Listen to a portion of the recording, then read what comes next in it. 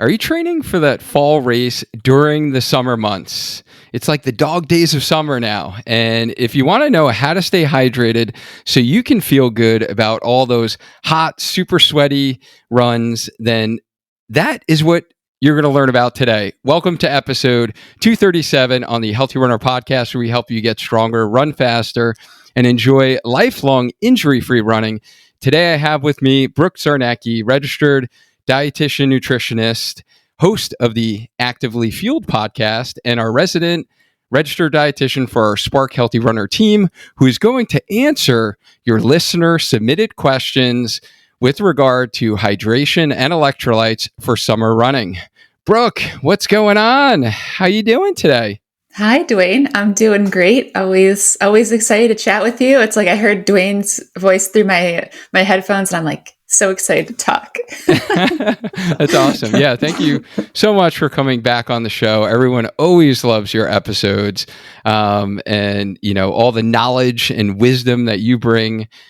So this is always, some common questions that we get either from our athletes, right? About like, how do we stay hydrated during the summer?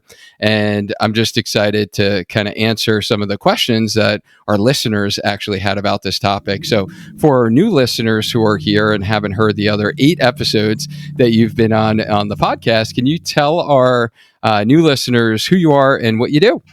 Yeah, so I'm Brooke Czarnecki. I'm a dietitian, and I work with all kinds of athletes, mostly endurance athletes.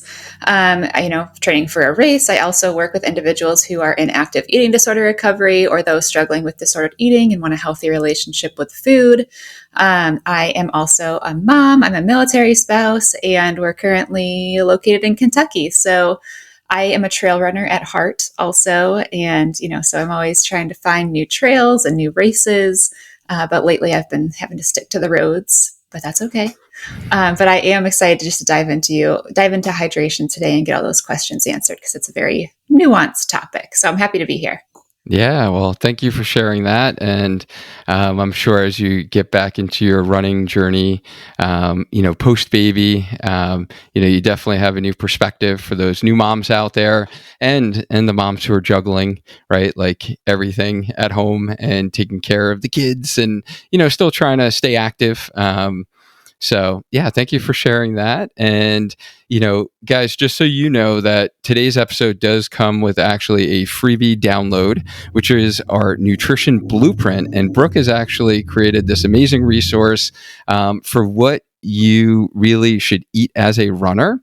And it really lays out how to fuel as a runner so you don't have to feel sluggish during your runs, or worse, like bonk during your summer running or your race come the fall. And really what's included in this resource is the top 5 nutrition tips for runners, nutrition basics for running, the ultimate snack guide, and long run fueling strategies. And the best part, it's all free. So all you need to do is download the PDF. You can save it for the future reference, or you can print it out as a visual reminder. You can grab your nutrition blueprint download by clicking the link wherever you're listening to this, or just go to learn.sparkhealthyrunner.com/nutrition. And the other announcement that I did want to kind of mention here is that we are just launching our group-based Team Healthy Runner program for those that are training for half marathons in the fall. This is a twice a year program that we actually run. It's a 12-week program, kind of half marathon specific training. We actually give you the plan, the strength exercises for half marathon training, as well as coaching support and accountability from our team. So you will want to check that out. That is going to open up July 17th for a couple of days. So really to give you 12 weeks to get ready for like a mid to late October half marathon. And then you can also, for those that are running the marathon distance, you can still inquire about our availability if you are running that fall marathon, whether it's, Chicago, whether it is New York, Marine Corps, or if you're doing some of the later ones kind of heading into December, January, you can apply for our 101 marathon coaching program by just going to learn.sparkhealthyrunner.com/coaching. So let's get into today's episode, Brooke, shall we? All about hydration. I got my water right here. So I'm going to stay hydrated to enhance my recovery from running and my strength workout that I did. So first question that we have from our listener was, how much fluid should I take with me for an average day of training? So let's say you're doing a 3 to 5 miler. It sounds like it's probably going to be, I would imagine, maybe a little less than an hour. It could be a little over an hour, perhaps. What do you say to that question? Yeah, so you're going to hear me say it depends a lot today, and I apologize in advance for that. But that will be a lot of the answer. But let's talk about the nitty gritty here. So usually I don't try to base recommendations off of mileage specifically. I really like to make time-based recommendations. So, and this also is going to vary depending on the time of year. So we're talking in July. This episode is going to be released in July. Let's talk about what I recommend for the warm summer months. Typically, I tell folks, if you are in a hot and humid climate, bring a water with you on every single run. Generally we want to stick to at least 14 to 24 ounces of water per hour. If you're somebody that's just on a typical training run, so it's 3 to 5 miles, it's less than an hour, you can take small sips here and there. You don't have to be super intentional about okay, I need to make sure that I'm hitting, exactly 16 ounces this hour, exactly 16 ounces today. You can kind of drink to thirst on those easier training runs that are under an hour. But I always say to folks, you're not going to hurt yourself if you, go out for your short run and you just need some sips of water here and there. It's actually probably going to enhance that run. Feel free to throw electrolytes in there if you're wanting to. And a lot of what I'm going to say today too is see what works for you. Experiment with what works for you. When we talk about hydration and electrolytes and sweat loss and sodium needs, every single person is so different in what they need. Some people hardly sweat at all. Some people sweat a lot. Some people are very salty sweaters. Some people aren't very salty sweaters at all, but they might sweat a lot. So everybody's going to need very different things. You're going to have to kind of find what works for you within the general guidelines that we go over today. Okay, so I'm hearing it depends, right? And it is going to vary depending upon the person, but kind of to recap there, it sounds like it's hot and humid, you're bringing water with you for every single run. It doesn't only happen during the long runs. It's going to happen during those week, day training runs. And I think the recommendation is, what was the range you gave, up to 16 ounces per hour? What was that range again? So I anywhere between 14 to 24 ounces per hour. And that's truly dependent on the individual.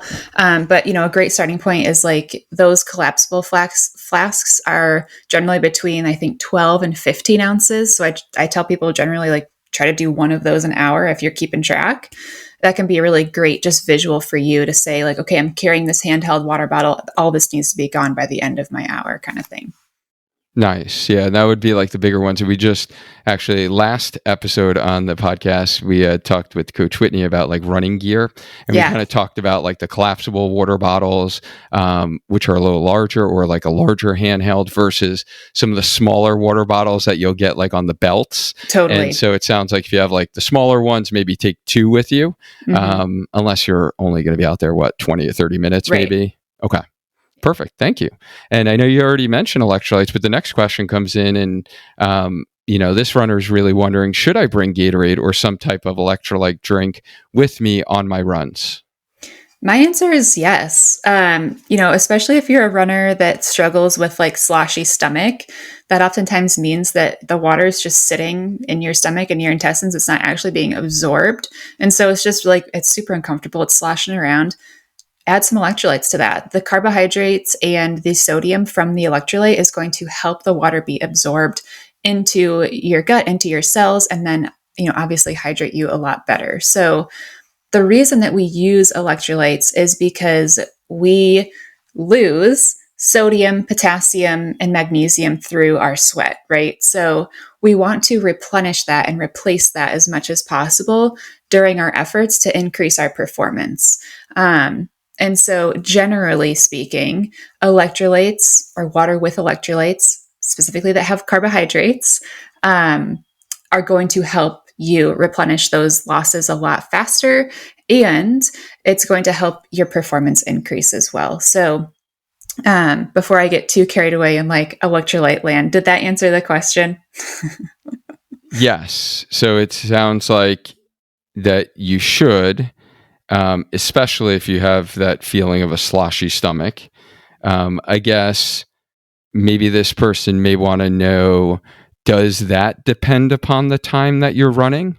So if it was like that other example that we gave, let's say someone's going out for a 40-minute run, right? Sure. Like I feel like that could be a common time frame, 30 to 40 minutes, 30 to 45, let's go Yeah. with. Would that person need to actually supplement with electrolytes? Yes. I mean, you can if you want to, right? Like there's no right or wrong answer here.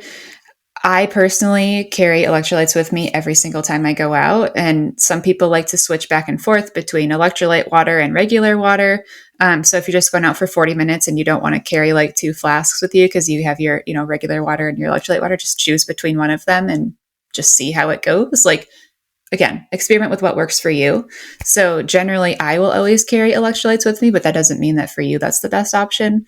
There's no like right or wrong, good or bad answer. But yes, I think that generally most people are just fine with electrolytes on a shorter run. The thing too is I think a lot of runners get nervous that they're going to overdo it, right? They're nervous that they are going to have too much, or, oh, there's carbs in this. I don't want to have carbs on my shorter run. All of those things are going to enhance your running. So by adding electrolytes, you're not going to do any harm. So I always say, why not, right? Like you're just enhancing your performance a little bit, even on those shorter runs. You're just helping your hydration during, and then that will help you with your hydration after as well. So no harm done if you want to try it, and then also no harm done if you don't want to do that. So it depends, but see what works for you. Yeah, and I guess my follow-up question is, if I already currently, let's say, like I always start my mornings with like having low aminos, kind of like before my, workout and my runs. If I put my electrolytes in, let's say 30 minutes before I go for my run, does that hit the same goals? Do you feel if I am doing a shorter run, like that 30 to 45-minute range, would that be the same versus taking it with me and actually putting it in the water that I am drinking? So like preloading electrolytes kind of Yeah. thing. Yeah, Yeah. I think a preload of electrolytes can be really handy. And again, some people that might be a fine alternative to do the electrolytes before and either do nothing or plain water on the like 30 to 40-minute run. Other people are heavier sweaters and they need a little bit of extra support during that run. So it truly depends on the individual, but it can be an effective strategy, and that's often a strategy that I will use with runners, especially in these really warm months where the long runs are ending at like really hot times or it's super humid in the morning. I'll say like, yeah, let's preload some electrolytes, and that will inevitably help you on your run as well. Okay. All right. Yeah, no, that's helpful because I feel like for anything that's kind of reasonable summer hot conditions, I will kind of do that. But those days, like here in Connecticut, we don't get many weeks where, the dew Yeah. points in the 70s, and, the heat is already like in the 80s when, I'm going for a run early in the morning. However, we do travel down to Florida often, and we will be traveling for a vacation in the Caribbean this summer. So, Oh, that's those days I will probably, even for the shorter runs, kind of preload and then also take it with me mm-hmm. during the run. So yeah, thank you. That's super helpful. Yeah, All that's right. definitely an effective strategy too. And the other thing too is like yourself best. So let's say you're somebody that runs in the evening time and you really weren't great with your hydration today. That would be a day where you especially take electrolytes with you, or you especially take a water with you, just so that you can, not put yourself further in that dehydration deficit. So again, you can see how there's lots of different scenarios and nuance here, but that's an example of, oh, hey, I'm being mindful, or I'm trying to be mindful about my hydration. I know I didn't get what I needed today, so I'm definitely going to bring some along with me tonight during my run. Right. Okay. Makes sense. So next question comes in and it says, I'm good about staying on top of my electrolytes before and during the runs. Fantastic. That's what we just spoke about. But I've never gone so far to calculate my sweat loss to be more scientific about my electrolyte intake. Do you think it's important to get that granular when training for and running a summer marathon? Yeah, that's a great question. So there are so many different like sweat tests out there. And here comes the it depends answer again. Um, Truly, the sweat patches are going to vary widely in their effectiveness and even like on the individual level. So here's what I'll say. The sweat patch isn't like a live or die thing. You don't have to do it in order to be successful with your hydration, but it can be a helpful tool that you add to your toolkit as a runner. So, you know, Can you just explain what a sweat patch is? Just because. Yeah. Thank you. Yeah, thank you. So a sweat patch is something that you might purchase to put on your body as like a little sticker. There's like, I think there's like a Gatorade patch. There's H2 drop. Like those are just some of there's a Nix now. Those are just some of the brands I'm thinking of off the top of my head. But you stick it like on your body and you would go out and do your run with this on your person. And it would calculate how much water you lost and how much sodium you lost. And of course, this is an estimate, right? So you have to make sure that the patch is on properly. You have to put it in a certain place. So of course, there's always user error with these things. And that's something to keep in mind. Like when you get the results back, like, you should take into consideration how it was administered or how the test was administered. But that's generally like what a sweat patch or a sweat patch test is when I'm referring to a sweat patch test. And then do you get your results like in your house or do you send this somewhere? You don't like send it to a lab or anything, do you?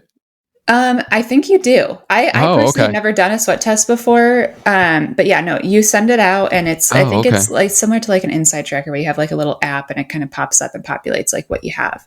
Okay. So that's my understanding. I have never done one, and I'm sure that there are many different iterations of sweat patch test or a sweat test. So don't quote me on that. That's just what I am envisioning and what I imagine it is. So another way to do it, another popular way to do it is like people weigh themselves before and after, and you calculate your fluid loss. So what's important to differentiate between the two too is like there's fluid loss and then there's sodium loss. So those are two separate things. It can be helpful to know both. Obviously, in the warmer months, in more humid months, you're going to be losing more fluid, but your sodium concentration, so the amount of salt found in your sweat, is stable year round, day to day. Like it doesn't change much individual to individual. So this gets really, really confusing and really nuanced.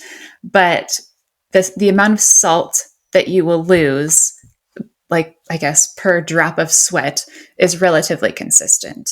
But the amount that you lose is going to change based on the environment that you're in, how fast or how slow you go, the intensity, if it's high intensity versus low intensity. So if you do a sweat patch test or a sweat test, the sodium concentration is going to be the same whether you do it like on an easy run versus a long run or a harder run. But what's going to change is the fluid loss and then also the amount of sodium loss because you're losing more through the fluid, right? Does that make sense? Yes. So it's almost like that's your physiology, like how salty of a sweater they are. Like that's what the patch kind of determines the concentration. Yes. And then depending upon how much you lose really depends upon your effort, the heat, right? All those can do how long you're out there. Absolutely. Okay. Absolutely. So it can be helpful to do like a classic one where you don't buy a sweat test at all. You just get on the scale before and after to determine the amount of fluid that you lose, but you won't know like the amount of salt or sodium that you lose, right? So that's where the sweat test can be helpful to determine the concentration and how much salt you're losing, things like that. Gotcha. So to answer the question, we got a roundabout way to get there. If you're somebody that, you've tried all of the hydration products, you've really experimented a lot with higher salt, lower salt, and you're still like, I just feel like something's not right. Like I get really dehydrated on my runs or like after my runs, I still don't feel great. that's when we can, take a sweat test or into consideration just to see like, okay, maybe you're somebody that's on the outliers of maybe you're like not a salty sweater at all, or you're a super salty sweater. So you have very elevated needs.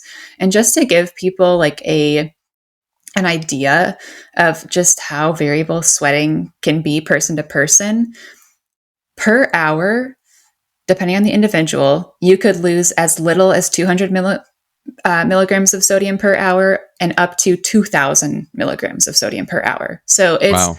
crazy the variability that individuals have with their sweat. And so you can see like, okay, that's a huge range that we're working with. Most people are going to be somewhere in the middle of that. But if you're on the outliers, then it can definitely be helpful to determine for you, like, what am I working with here so that I can really hone in my sodium and my salt needs. So I'll be honest, I've never had a client do a sweat test before. I've worked with a lot of clients. So, I also work with clients that don't love to look super nitty gritty into the numbers. So, other sports dietitians would definitely say like, yes, I've worked with sweat tests before. But my clients are doing great and they've never had a sweat test before. So you can kind of take that with a grain of salt too. No pun intended there, but. That was good. That was good how you got that in there. I like it. Yeah. So what I'm hearing to kind of answer this person's question is, it sounds like you don't need to get that granular if you are sufficiently, right, doing pre, Yes. during, and even after, Mhm. right, replacing those electrolytes, and you're doing the quote unquote right thing if you feel good after your runs and you're not having any like signs and symptoms that your electrolytes may be low. Maybe we could get into that so someone could kind of determine. I remember the first time that I ever knew that I wasn't sufficiently adding electrolytes was my first marathon. Ugh. Because all my muscles seized up. I cramped up at mile 20, painful walking, and all of my skin was white and ashy, and my Yep. lips, everything tasted salty around, and it was like all over my skin. So like that was the first time I ever was aware that I wasn't getting enough electrolytes, and I thought whatever was given on the course and I drank that'd be enough for me, and whatever was in my gels that would be enough for me. Clearly it wasn't. So that was like my first kind of introduction to knowing that, hey, like you definitely did not have enough electrolytes, during that run. But are there other like signs and symptoms that someone would be able to know fairly, easily, whether I know it would probably be more pronounced in the long run, but even some of the shorter runs, like what would someone feel? Yeah, one of the most common symptoms that I hear about from my athletes is that headache or the brain fog. So if you are finishing a run, or again, this could be a training run or even a long run, and you're like, gosh, I have this like splitting headache. It's probably a sign that you didn't get enough electrolytes, enough hydration, like at the minimum. So, try to replenish with at least 500 milligrams of sodium, like a, liquid IV or a drip drop or an element packet, whatever your, electrolyte choice is. We're going to get into that a little bit later. And see how you feel. Oftentimes that headache disappears with a little bit of hydration and a little bit of electrolytes. So, that is an indication and one of the first signs of dehydration. Some of the later signs are, like you said, that leg cramping or even GI issues. A lot of people blame GI issues on like the types of gels that they're using or the type of food that they're eating, but oftentimes it's more related to hydration, and you're just not getting enough fluid or liquid in the gut to absorb any of the gels or the gut or the food that you're eating.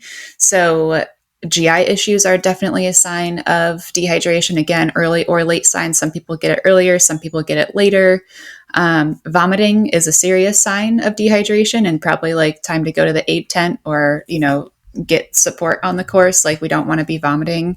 That's definitely a later sign of dehydration. And then of course we can take a look at like our urine, but we're not all peeing during our shorter runs, right? But that's a sign too of just how to check and monitor yourself throughout the day. Generally, we want to look for pale, light yellow. We don't want clear. That means overhydrated. And we don't want like bright yellow or, orange or dark brown. Dark brown is very serious. So please, seek medical attention if that's the case. but aiming for that pale yellow color, lemonade color urine is often a sign that you are well hydrated. So a couple different things to kind of look out for and monitor there.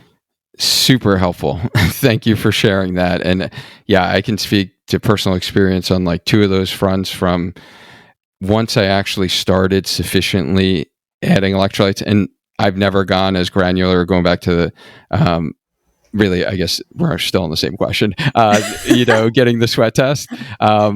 But once I did up my electrolytes from what I was having in my gels and some of the other products that have a lower, and I started doing like 1,000 milligrams, even before and for like long runs during, if I'm out there for 2 or 3 hours during marathon training, I noticed I felt so much better after my long runs, because I always used to have a headache.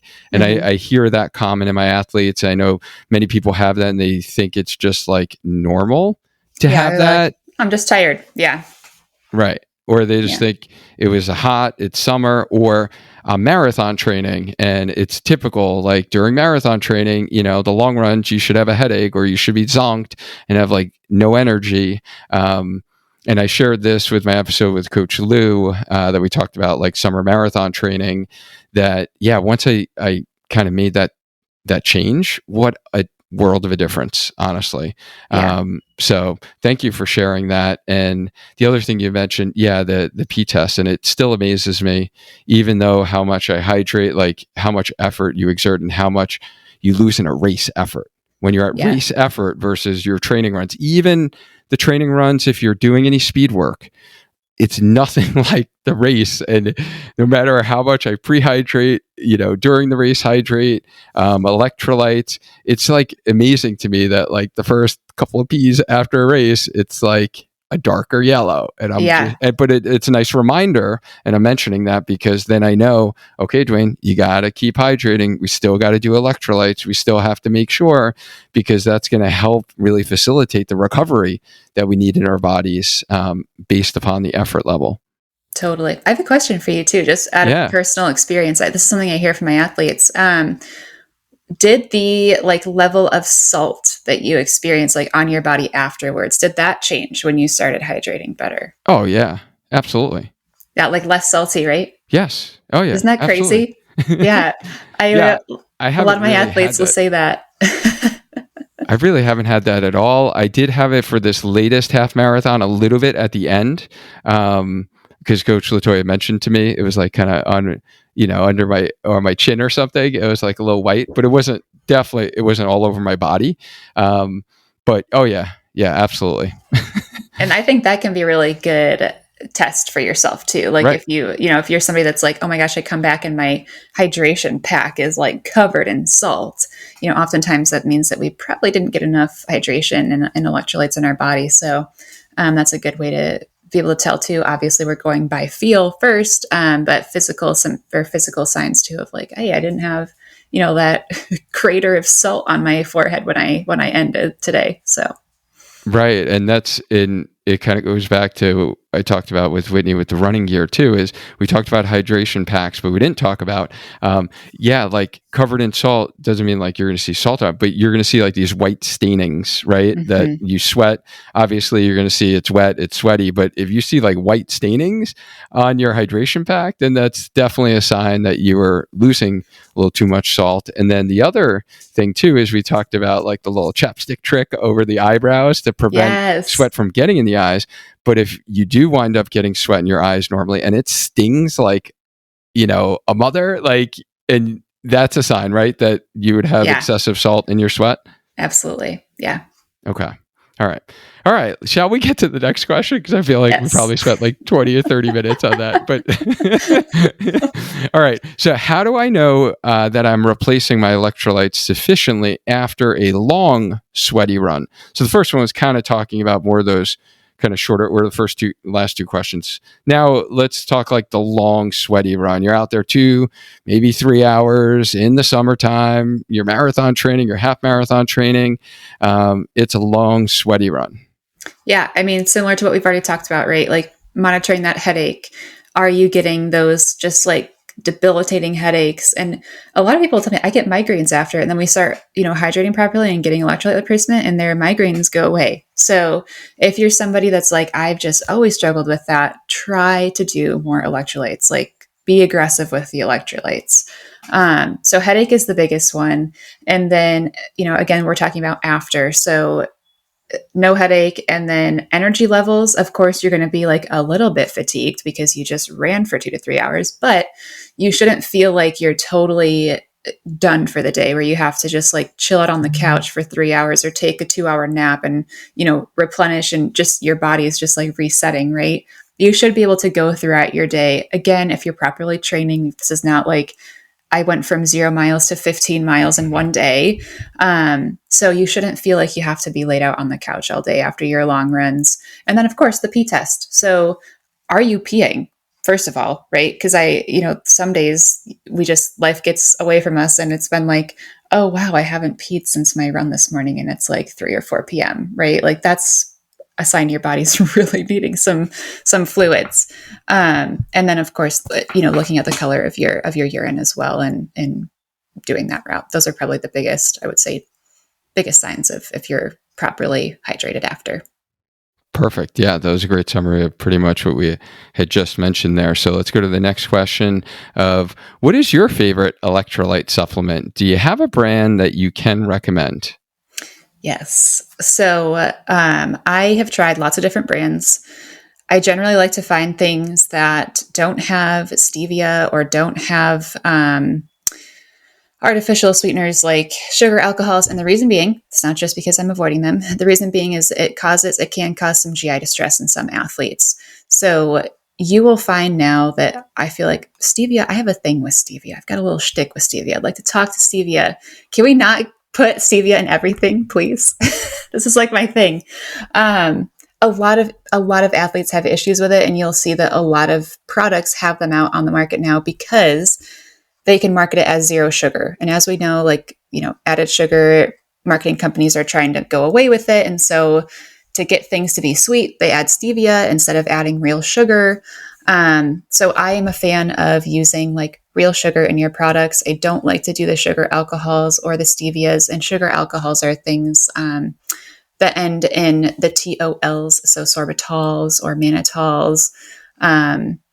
Those kinds of things are your sugar alcohols. And generally they'll be on the label now too, which is great, like on the nutrition facts label. So it'll be right under the sugar line on the label. It'll say added sugars and then sugar alcohols most of the time, if they have sugar alcohols in them. So little fun fact there, tidbit there. So I am a brand ambassador for Scratch. It's the only electrolyte that I, am sponsored by, because I love them. I love Scratch, or an affiliate with, because they use real sugar, and I just like the flavors of their products as well. So I like Scratch products. And then I have been an Element user, but not for during runs, because Element has that stevia in it. So I have to be careful of it because it does disrupt my gut. But Element is like something that I use for day-to-day day-to-day hydration. And then Drip Drop is one that not a lot of people know about, but they're coming up. They're like getting out into the marketplace now, I think, with the hydration marketing, but they are also a product that doesn't use any sugar alcohols or stevia or anything like that. So Drip Drop is another one that I use or have used in the past. And then Liquid IV is one that I used to use, but then I got pregnant and I only drank it through my pregnancy, and now I have an aversion to it, so I don't use it as often anymore. But that's another popular one. It does have some stevia, so it may or may not disrupt, your gut, but they also use real sugar too. So the stevia is like not that much in there. But yeah, those are my main ones that I use. What do you use a different type of one that we were talking about this the other day, Duane? You use a different one that I've never heard of before. Yeah. So, and I guess, as someone's, listening to this, I want you to think about like, what are your needs? As Brooke, kind of mentioned, and it will, are you a salty sweater? Because if you are, then you're going to need a higher concentration. And so there's not a whole lot of products out there that have a higher concentration. For me, Element has been one of them that I've used all last year during my marathon training cycle, and it tastes, pretty good. And that's like LMNT. Yep. in case anyone's like searching it and they're not typing in the word element. So I've definitely used that before because I did find that I am a saltier sweater. So if someone's looking for that higher concentration, but I actually just started using this last training cycle, a product called, it's like Athletes, the brand, it's like ATH. The letters is the brand, and they call their product Lights, Lytes. And not great at spelling. Had to slow down there, make sure I didn't fumble. And that has the very similar nutritional to Element in terms of the higher concentration. They use like pink Himalayan salt, and then we were talking about that is that it doesn't use stevia to sweeten it, so it uses monk fruit. Is that I think correct? monk fruit. Yeah. Yeah. So I've been using that this last training cycle. They don't have like all of the flavors that Element does. So if you're like a big taste person and you're like, I want it to taste good in order for me to have it, then it might not be best for you. If you know, that's not a big deal for you. That's worked out well for me. So there are options out there. You guys have options. I would think about just going to this person's question is don't just take like something that someone's using. Like think about why are they using it? Are they a saltier sweater? Are they doing it for more taste? Are they doing it more to avoid stevia perhaps? Because that might, irritate their gut. And then I would just make sure you check the milligrams of sodium because I didn't in the beginning, and I would use products that had a lower sodium concentration. I thought I was using electrolytes and being able to replenish, but I wasn't. So that's when I used to get the headaches and all that, right? Like, and I was doing the timing, and I was doing during the run, I was doing before, and I'm like, hey, this isn't working. It was a lower concentration, and I think now I'm starting to see some brands doing a higher concentration. So it kind of depends upon your needs, but those definitely some ideas for you guys. Yeah, and like that's a great point about some products having lower concentrations, like the salt stick chews, or like oftentimes the chews only have like 50 milligrams. So if you're getting enough salt from your gels and your food, you might not need a higher salt. But yeah, just be aware that those like chewables are oftentimes pretty low in sodium. So just look at the label and see what you're getting, and making sure that you're aware of what's going in. And this would probably be a good time just to talk about like, okay, so how much should I get, per hour? Minimum 250 milligrams per hour. Again, some people need 500 milligrams per hour. Some people need 1,000 milligrams per hour. So needless to say, like you're probably not going to overdo it as long as you're also hydrating with fluids with it. But we need electrolytes on board, so don't be afraid to try those higher concentrations. Okay. All right, perfect. So this next runner says that I am a really sweaty runner, like really sweaty.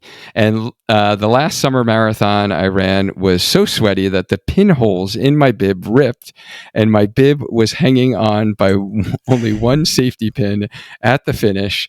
Is there anything I can do to help it last longer? Maybe packing tape over the holes, those reinforcement things. Okay, so this is actually more of a specific gear question, not a hydration question, but I guess I'll answer it. Yeah, so the bib boards, which would be what I would recommend, so you don't actually have to use the safety pins, so it's not going to rip through your shirt. So we have like Spark bib boards. If you've ever seen any of the photos in my races, you'll see these little plastic with the little Spark logo on the bibs. The company is called Bib Boards. You can order them. They have many different varieties and fun designs that you can put on your bib board, but it's a plastic bib board. Coach Lou mentioned recently that it is a lot easier to put on when the shirt's not on you. I've kind of mastered it now. I actually did this in my last half marathon. That I do a pretty good job with the shirt on me, but it's so much easier when the shirt's like laid on your bed and you can kind of put the bib board on to hold your bib in place. But yeah, it's plastic like forward and backing, so it kind of keeps the shirt where it is. So no matter how much you sweat, like it's not going to rip through your shirt like the safety pin does. So that would be my recommendation. Do you have any other recommendations, Brooke? No, bib board would probably be my route too if I was thinking about that. But yeah. Perfect. And All right. Next question here. Should I try to put ice in my hydration pack, or is that even worth it when it's so hot? Why not? I think so, especially when it's hot. I feel like I don't like to drink lukewarm, or even sometimes it's like hot water one of those like super hot days, and it feels like you're just drinking hot plastic. So ice, I feel like, can help just cool you down even too. And it was something that we used to do in college. I think there is some scientific backing on this, but like putting really cold water on like your neck or your forearms. And I think, Duane, you'd probably know this too. It helps cool you down faster. So it can help, regulate your temperature a little bit better. So yeah, why not? I think, Duane, you also put your hydration pack like in the freezer, I want to say. Is that something that you do still? Yeah, and Whitney and I talked about this in our last episode of she will put the hydration pack itself in the freezer. And the way she kind of places it in the freezer matters which side is going to be against her back to keep her Oh, cool. that's smart. I put my flasks in the freezer and then I just take them out, half hour, 45 minutes beforehand, or that morning when I wake up, I'll usually take them out so they start to defrost. So they're like halfway frozen. And then I do my whole like warm up and my rolling and all activation. So it's kind of defrosting, if you will. And then it's kind of nice where it can keep your core body temperature down for those really hot runs in the beginning, because now the flasks are next to your body. So it's almost like you got a little ice pack around your body for the beginning part. Yes, it will melt, which is good because you want to be able to drink it, right? If it's all ice, you can't drink your hydration. So those are some tricks that we've utilized. And I've also mentioned, I haven't used it yet in my new hydration pack. I'm looking at it right now over there. I wish I could grab it to show you. There's like this little insulated sleeve that would go around a bladder if you were using the bladders in the back. I don't use them, but I'm going to trial on my really next hot long run, putting an ice pack in that insulated sleeve, and then it's on my back. And maybe that will actually help keep me cooler during that run as well. So Nice. yeah, so some tricks there. I think, yeah, the more you can try to stay cooler, the better. And normally, and you would know this better than me, I believe, right? The recommendation is like if your goal is hydration, you don't necessarily want to drink cold water. Is that correct? Should it be at like room temperature, or did I just make that up? Is that like an old wives' tale? I don't know what the science behind that is, to be honest with you. Okay. Yeah. Okay. I've heard different things, right? So your guess is as good as mine, honestly. All right. I know if we're really hot and sweaty, we actually like having cold, right? It just makes us feel cooler.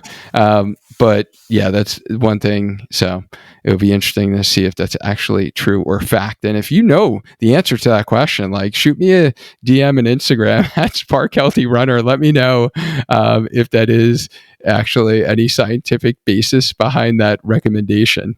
Love Um, it. so let's get to the next question here is kind of water bottles and hydration packs. How often should you hydrate? We kind of talked about that already, but yeah, do you have any recommendations? Whitney and I kind of shared ours. Are there any specific water bottles or hydration packs that you suggest? Yeah, so I prefer to use handheld flasks versus the bladder because you can keep track of what you're drinking a lot easier, right? Like with the bladder, you're just kind of guessing. You've got, your liter, your 2 liter pack. You're like, I don't really know what I'm doing or how much I'm drinking. So I like to have the handheld just so that I can mentally keep track of, okay, I've had, 15 ounces this hour. I'm going to try to do the next hour. I like the collapsible flasks. I think mine is the Solomon ones. There's not hundreds of brands, but there's lots of different brands out there that, you can kind of play around with. I like the Nathan handheld packs that you can put like your bottle in, and then you can put your phone in and your gels in or your keys. So I have used the Nathan handhelds before. I use my Solomon collapsible flasks and my Solomon vest in the front.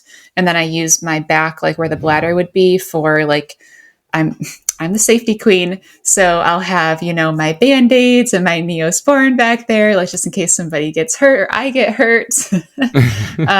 You're like extra, Coach Cat. yes. Extra tampons in case I get a bloody nose or I need it for my cycle. And I've had, my friends need that before too. So like all those things are great to put in the extra, like in the back part. But yeah, I like to do just like the collapsible flasks versus the bladder for a couple different reasons. But that would be my biggest suggestion. Nice. Well, thank you. Yeah, and I guess this last question that we have, and maybe I should mention this as well, is these questions that we are answering right now are listeners who actually submitted their questions, and you can always submit your question to get answered on the podcast by clicking the link wherever you're listening to this. It's kind of, a little call to action. You want us to answer your question, and we just keep a running kind of Google Doc, essentially, of your listener submitted questions. When we get enough questions, then we have an episode like this, and we kind of compile them together with the same theme, like today's theme. So if you have a question that you ever want the answer to, you can always ask us by just kind of dropping it in that Google link, and we'll answer it. And the last question I feel like is pretty much going to be a good summary of what you already had talked about today. And it is, what is the best way to stay hydrated? I love that question. It's just so great. Water and electrolytes. And then, obviously finding what works for you, right? So I encourage you to get curious, do some experiments on yourself, find what works for you. And once you find something that works for you, like stick with it. You don't have to change it up. You don't have to be fancy. You don't have to, keep buying the new things because it's, marketed towards us or whatever. So water, electrolytes, and get curious, start experimenting on yourself and find what works for you. I love it. And if you're a runner who is really tried a lot of the things that we've talked about today, and you feel like, hey, you know what? Maybe I really just need a more individualized like nutrition, hydration plan, and you like want to nail that down for this training cycle, either to prevent like underfueling or underhydration. So you can run all summer long without like hitting the wall, then you can begin to work with Brooke within our 101 Signature Healthy Runner coaching program.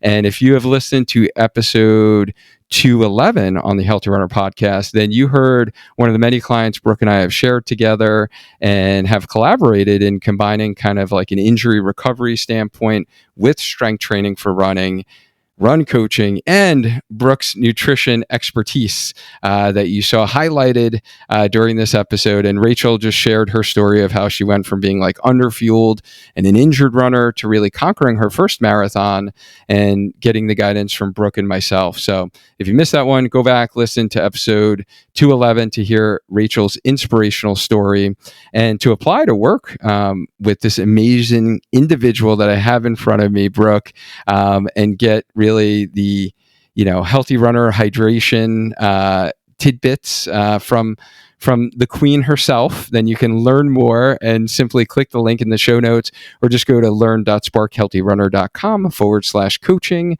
And don't forget, guys, get your free download of your nutrition blueprint. We got that link in the show notes as well. Brooke, as always, like it's always a blast just like chatting with you, honestly. Anything about nutrition, carbs giving you spark, or hydration, electrolytes. I appreciate your time as always and for sharing all of your knowledge and wisdom with our community. Well, thank you so much, Duane. I love chatting with you and happy to come back later, which I'm sure I will. But thank you so much. Yes, this will certainly not be the last time. You're going to be in like double digit zone soon. I know. It's so cool. It's almost like when you get that first like double digit long run in a training cycle. We're going to have to celebrate that one. Thank you guys so much. I really hope you guys got something out of today's episode. I hope you realize that you can conquer summer running, and you can stay hydrated.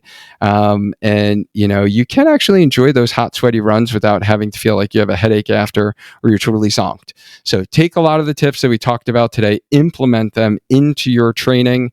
I always appreciate you for listening, whether you're listening to the podcast or you're listening on our Spark Healthy Runner YouTube channel. If you're listening there, hit a like if you learned anything. It will just help this valuable information reach more runners out there so they can learn and grow in their running journey just like we are.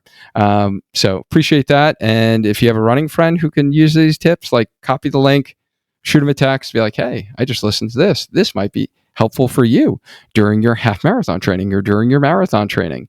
Appreciate that. As always, guys, let's maintain a strong mind, a strong body. Let's just keep on running. Until next time.